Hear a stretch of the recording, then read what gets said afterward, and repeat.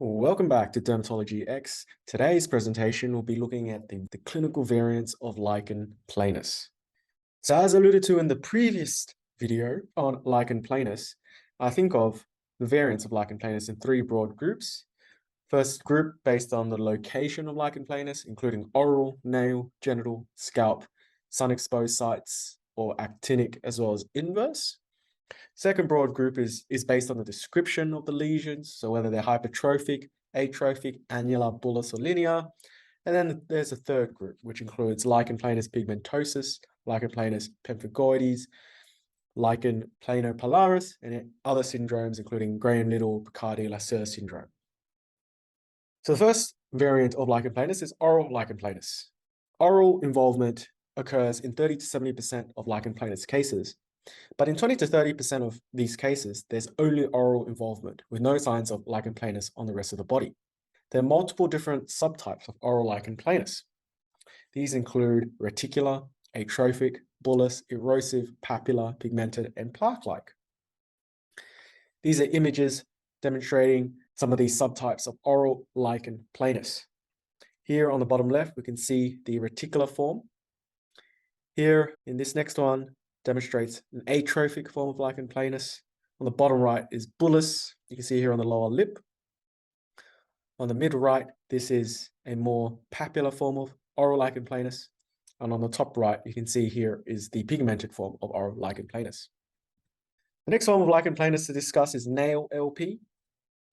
The nail is involved in 10% of cases of lichen planus.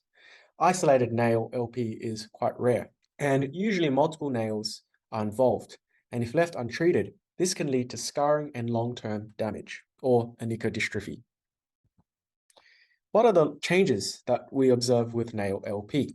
These changes include nail thinning, longitudinal ridging and fissuring, distal splitting of the nail plate, erythema of the lunula, as well as tracheonychia, and can involve multiple nails, such as in 20-nail dystrophy. Here are some images demonstrating significant nail involvement by lichen planus. The next subtype is genital lichen planus. This involves the glabrous or mucosal skin of the genital areas. There are many variations in clinical presentation, and it's very important to remember to consider examining these areas when a patient presents with lichen planus lesions on other parts of the body, as they may have lesions that they don't know about in the genital areas. In men, genital lichen planus presents with a papular or annular morphology, such as on the penile shaft, glans, prepuce, or scrotum, and usually in these cases, ulceration is unlikely. The image here on the right demonstrates lichen planus that's involving both the shaft and the glans areas. In females, there's a spectrum of presentations. It can range from mild, subtle reticular papules to severe erosive disease. They can have symptoms associated, including dyspareunia, as well as scarring and architectural changes to the genital area. In these cases, they tend to develop highly debilitating erosive disease, and it can occur either in isolation or as part of a group of presentations, including erosive vulval-vaginal gingival syndrome, involving desquamation and gingivitis. Next, we move on to scalp lichen planus, and this can come in several different forms. Lichen planopilaris is the main form, and this is lichen planus of the scalp, which can involve the hair follicles, both clinically as well as histologically, and it tends to occur more often in females compared to males. Here are some images which demonstrate lichen planus in the scalp. You can see here that there is perifollicular erythema and scale, with some loss of follicular openings and cicatricial scarring changes, which appear as white patches. It is predominantly scalp, but other hair-bearing areas can be affected as well, such as the eyebrow areas. There is a rarer syndrome known as Graham-Little Picardi-Lasser syndrome, and it is a triad characterized by lichen planopilaris of the scalp, along with non-scarring alopecia of the axilla and pubic areas, as well as follicular papules, such as keratosis pilaris. Another form of scalp lichen planopilaris is frontal fibrosing alopecia, or FFA. Eyebrow loss is also associated in FFA cases in 75% of the time. And in a quarter of the time, 25%, there's hair loss on the limbs.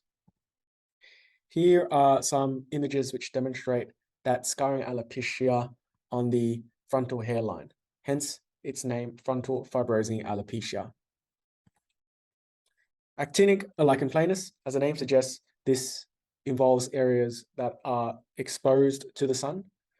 The majority of cases have been reported in Middle Eastern countries, and it typically affects young adults and children, and occurs during spring and summertime. The areas involved are sun exposed, including the face, neck, dorsal, hands, and forearms. There's also inverse lichen planus. This is unusual.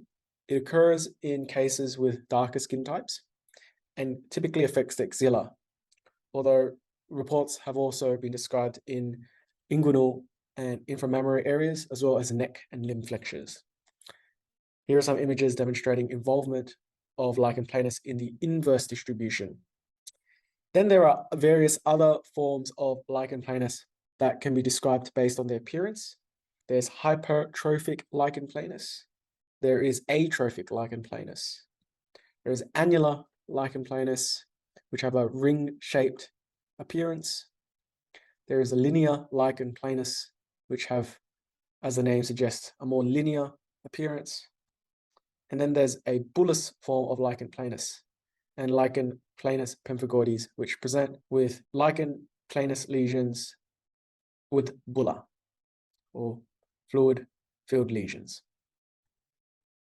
What are some of the complications associated with lichen planus? So with erosive mucosal lichen planus, this can result in scarring, vaginal stenosis, phimosis, esophageal stricture, and blindness even, if it involves the conjunctival mucosa. There's also a risk of malignancy transformation, resulting in cancers such as squamous cell cancer or squamous cell carcinoma. This is particularly the case in oral lichen planus, vulval lichen planus, hypertrophic lichen planus, and ulcerative lichen planus. What are some of the risk factors to be aware of? So cases of long-standing lichen planus, as well as smokers and tobacco users, these are risk factors which are strong for lichen planus. There are some red flags to be aware of as well. Lesions which are indurated, non-healing ulcers, exophytic lesions with hyperkeratosis, as well as a red atrophic plaque. If you see these signs in lichen planus lesions, be aware of the potential risk for malignancy transformation. Thank you for joining us on this presentation. We hope to see you in the next video.